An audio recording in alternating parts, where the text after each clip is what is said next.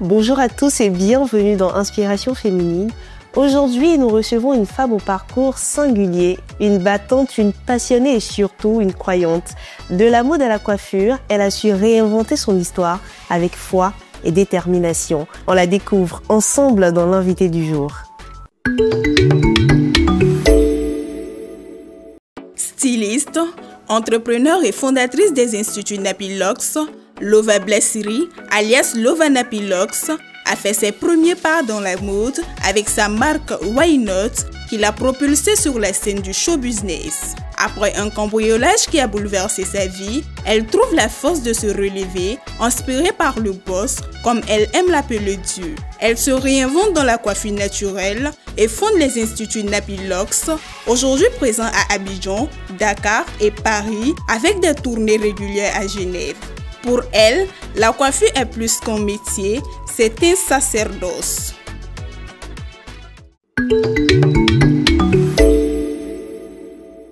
Bonjour Madame Santana. Bonjour, comment ça va? Ça va bien et vous? Ça va très bien. Bienvenue dans Inspiration féminine. Merci beaucoup. Et merci de nous recevoir à Napilox. Ça fait plaisir. Merci. Merci à vous pour l'intérêt.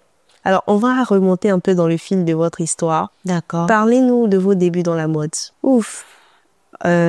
Les débuts dans la mode se sont faits sur les bancs de l'ISTC où j'étais en communication d'entreprise pour faire un peu comme vous. Mais je pense que j'ai pris nos nuits au fil du temps et j'ai dit à mes camarades que j'avais une inspiration pour créer une ligne de vêtements qui serait personnalisable. Il n'y en avait pas beaucoup en son temps et c'est quelque chose qui a plu à la jeunesse et qui a fait son petit bonhomme de chemin, qui a fait un petit boom, ce qui m'a permis d'attirer l'attention d'investisseurs qui m'ont prêté main forte et qui m'ont permis d'ouvrir ma première boutique qui, vous connaissez l'histoire, qui a ensuite été cambriolée et vidée de son contenu, que ce soit le contenu de Why Not, c'était ma marque, c'était le nom de ma marque, et aussi les dépôts ventes qui m'avaient été confiés. Donc, je me suis retrouvée vraiment au plus bas de l'échelle, de héros à zéro. Mais voilà, le Seigneur a fait grâce. Alors, de héros à inspiration féminine, moi je dirais, parce que c'est à travers les épreuves qu'on se forge. En effet. Effectivement, et aujourd'hui, vous êtes passé de Why Not à Napilox. Oui. Mais moi, j'aimerais savoir comment est-ce que vous avez su renaître de vos cendres? Bon, je ne dirais pas que j'ai fait ça toute seule. Non. J'ai pas fait ça toute seule. La main du Seigneur est venue me chercher. Comment? Parce que après cette expérience difficile qui m'a donné de faire face non seulement au fait que je sois ruinée en griffe, qui m'a donné de faire face à des dettes, c'était difficile. Et comme j'ai l'habitude de dire, si ça ne tenait qu'à moi, ça serait plus simple à gérer. Mais j'avais à charge mes frères, mes petits frères, donc 2 petits frères et mes 2 petites sœurs qui tiennent Napilox Paris aujourd'hui. Donc, il fallait les scolariser. J'avais déjà rassuré les parents sur le fait que la scolarité de mes frères, c'était bon, c'était géré. Mais Dieu faisant les choses à sa façon, il y a eu cet événement malheureux et je me suis retrouvée à vide et un peu seule. Donc, c'est comme ça que tout est parti de là. Donc, j'insiste toujours sur ça. J'ai fait cette prière au Seigneur. Une prière qui, j'ai l'habitude de le dire aussi, n'a pas traversé mes lèvres. De mon cœur, j'ai parlé au cœur du Seigneur pour lui dire que je sais que je ne suis pas comme il voudrait que je sois. Je ne suis pas un bon exemple, mais j'ai mes frères à charge et on a faim. J'aimerais vraiment qu'ils nous tendent la main, qu'ils nous donnent un bol de riz. Ça a été le symbole et la base de la grâce du Seigneur dans ma vie. C'est comme ça que j'ai commencé à faire j'ai commencé à faire un songe d'abord Et dans ce songe-là, j'ai été interpellée par ce que j'ai vu. J'ai été menée dans un marché où j'ai vu quelqu'un en train de coiffer. Et la voix du Seigneur me disait, regarde ce qu'il fait. C'était un homme qui coiffait. Et vous connaissez les songes, hein. Surtout que en s'entend, j'étais pas très concentrée dans la prière. J'ai beau regarder, je voyais pas, mais j'étais capable de reproduire quand même les gestes que j'avais vus. Et c'est ce que j'ai fait quand j'en ai eu l'occasion, quand une amie est venue et que je lui ai dit, bon, je vais reprendre tes tresses. Et on a fait les tresses, on a posté ça sur les réseaux. Tout est parti de là. C'est-à-dire que depuis 2014, quand on a posté cette photo, jusqu'à aujourd'hui, le Seigneur m'a fait monter, jusqu'à ce que vous m'interviviez aujourd'hui dans le plus grand Napilox qui contient 10 pièces actives. Et voilà. Oui. Comment étaient vos débuts avec Napilox? Les débuts n'ont pas été faciles. Mais vous savez que tout ce qui est passionnant, dans tout ce qui est passionnant, on ne retient en général que le positif. Voilà. Ça n'a pas été facile parce que une fois que j'ai fait ça, moi n'étant pas coiffeuse et étant simplement formée par le Seigneur, il y avait des choses qui m'étaient demandées physiquement qui ne rentraient pas dans mes compétences. Donc, quelqu'un vient et va trouver une photo sur Pinterest, me dire, voilà madame, est-ce que vous pouvez reproduire ça? C'était pas possible parce que moi j'ai jamais fait ça. Mais j'ai fait confiance à celui qui m'a appelé. La première fois que j'ai coiffé, je n'étais pas coiffeuse. Voilà, c'était pas quelque chose que je savais faire correctement. Mais le Seigneur a été avec moi et je me suis dit, bon, s'il m'a fait faire ça, donc je peux faire autre chose. Et je me suis laissée aller. Vraiment, beaucoup de clientes ont été mes cobayes, un peu. Parce que, en vérité, j'y pensais récemment, puis je me disais, mais mes clientes, en fait, ça a été mes formatrices. C'est-à-dire, dans la pratique, ça a été elles, les formatrices, ou mes clients, ça a été eux, mes formateurs. Donc, c'était satisfaisant plutôt parce que j'étais dans un moment où j'étais vraiment dans la dèche, où je promenais le regard pour voir qui allait me passer 500 ou 1000 francs pour manger la journée avec mes frères. Et comme ça, je pouvais coiffer et avoir 35 000 par jour, 70 000 par jour. Vous voyez que tout de suite, ça fait tilt dans ma tête et puis je me dis, mais ça veut dire que si chaque jour, je m'arrange pour avoir au moins un client, ça me fait 35 000 par jour. C'est déjà bien. C'est déjà bien. Parce qu'au départ, quand j'ai coiffé ma copine, et que les gens ont commencé à me demander sur les réseaux, je leur disais que c'était gratuit. J'avais pas compris que le Seigneur me tendait la main pour dire, voilà, tu m'as demandé un bol de riz, voilà. Voilà des grains de riz, sème et crée ton champ. Voilà. Donc, c'est parti comme ça. De ce bol de riz que vous avez demandé au Seigneur, aujourd'hui, Napilox est un peu partout. Bon, on va pas dire partout. On est dans 3 pays physiquement. Donc, en Côte d'Ivoire, on a 2 enseignes, à Dakar et à Paris. Voilà. Pour le reste, tout ce qui est en projet immédiat, là, c'est vraiment les boutiques de Londres, des États-Unis et du Canada. Mais ça, c'est pas partout. Non, c'est pas partout pour le moment. C'est de projet. Pour moi, c'est partout, hein, parce qu'il y a des personnes qui sont en Côte d'Ivoire qui n'ont même pas encore franchi la ligne d'Abidjan. Hein. Donc, c'est un peu partout. D'accord. On va dire que c'est un peu partout. Elle est très humble, hein. Voilà. Et comment est-ce que vous expliquez cette expansion internationale? Sincèrement, je pense que la grâce de Dieu ne s'explique pas. La grâce de Dieu ne s'explique pas parce que je n'ai rien écrit, je n'ai rien demandé. Je voulais un bol de riz. Et je vous assure que depuis le bol de riz là, je ne suis pas allée lui dire, bon, le champ est grand maintenant. Oui, voilà. Donc, il suit un programme propre à lui. Moi, je suis quelqu'un qui fait pas de programme. Je ne saurais vous dire ce que je vais réaliser dans un an. Même demain, même à la minute suivante. après cette interview. Je sais pas ce qui va se passer. Le temps, il appartient à Dieu. J'essaie aujourd'hui, en tant que chef d'entreprise, d'être un peu plus organisée pour le commun des mortels, parce que les gens, tant qu'on n'est pas organisé, on n'est pas... Mais moi, j'ai pas été éduquée comme ça. Et quand je dis éduquée, je parle même pas de mes parents. Je parle de celui qui m'a formée depuis 11 ans aujourd'hui. Il est allé avec moi comme ça, petit à petit, et il m'a appris à m'attendre à lui. Il m'a appris à ne pas être trop gourmande, voilà. Parce que, sincèrement, je me dis, qu'est-ce que je pourrais demander à Dieu au-delà de ce qu'il fait déjà? Parce que ce qu'il sème dans ma vie comme prospérité ne s'arrête pas au niveau pécunier. C'est pas une question de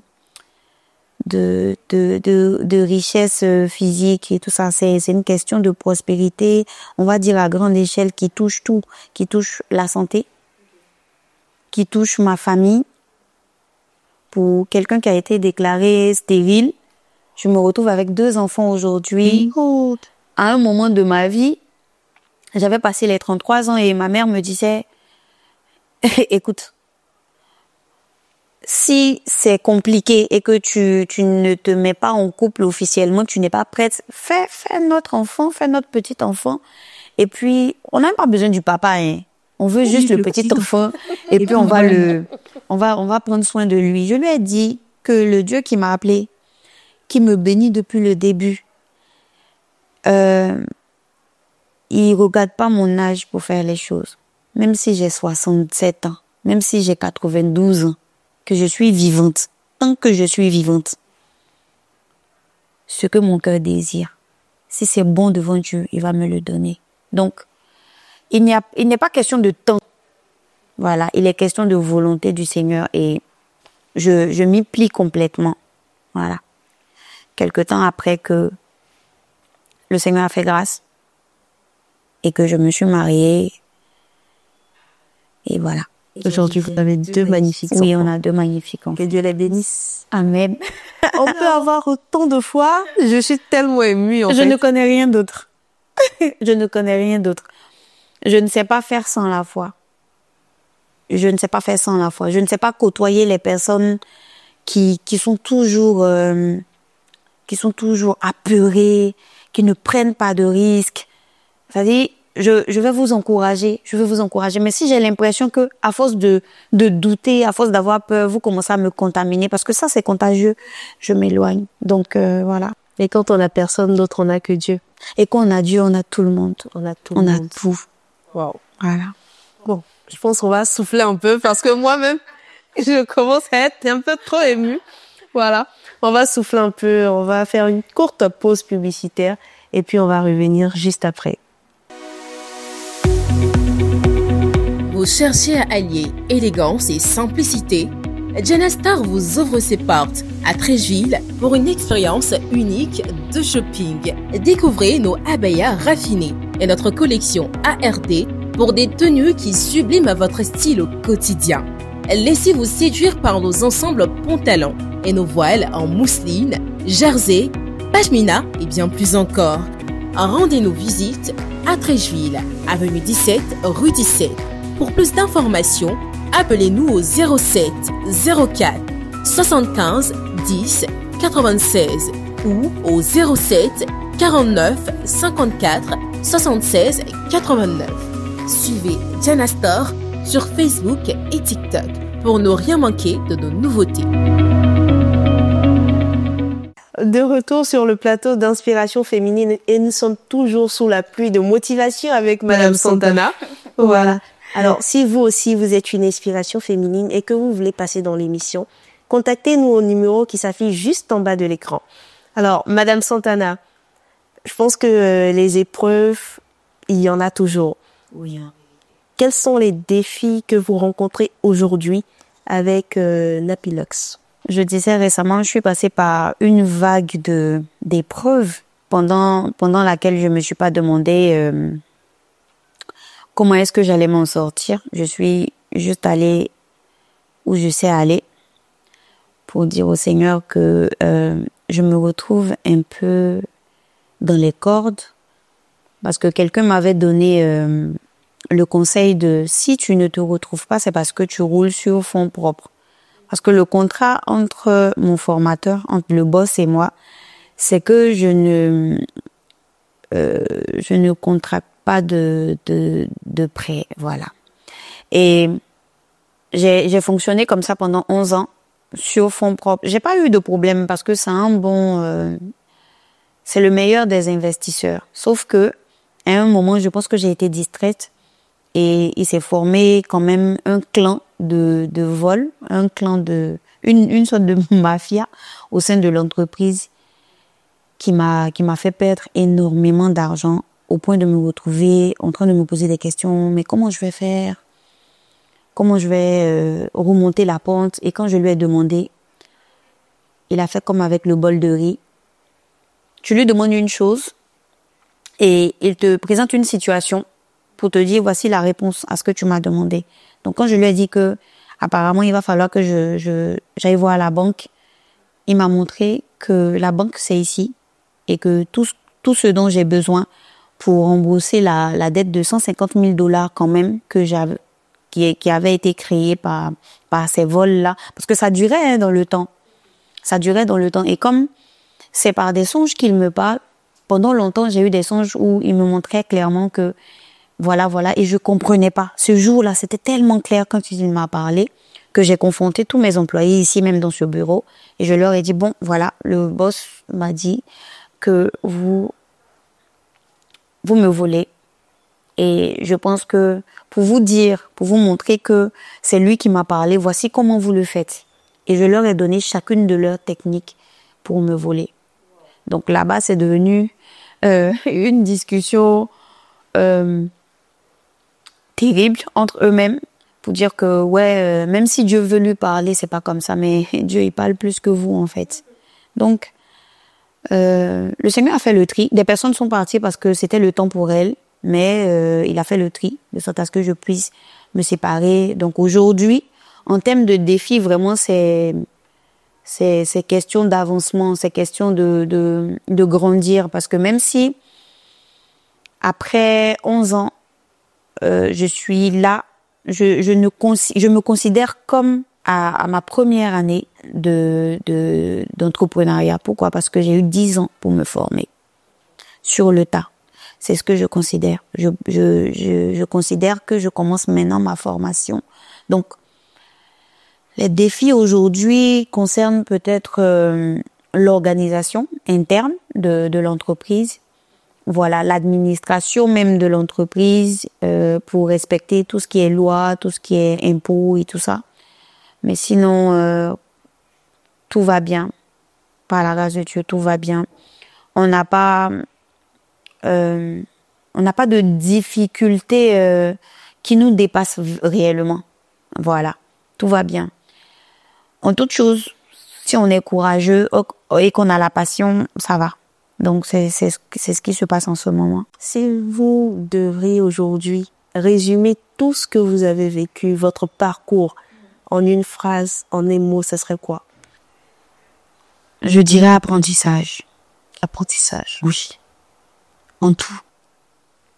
Apprentissage. Dans la façon d'aborder les gens, dans la façon de traiter les gens, que les bénédictions comme mes clients, comme j'aime les appeler, que Dieu nous envoie. J'ai compris tellement de choses en 10 ans.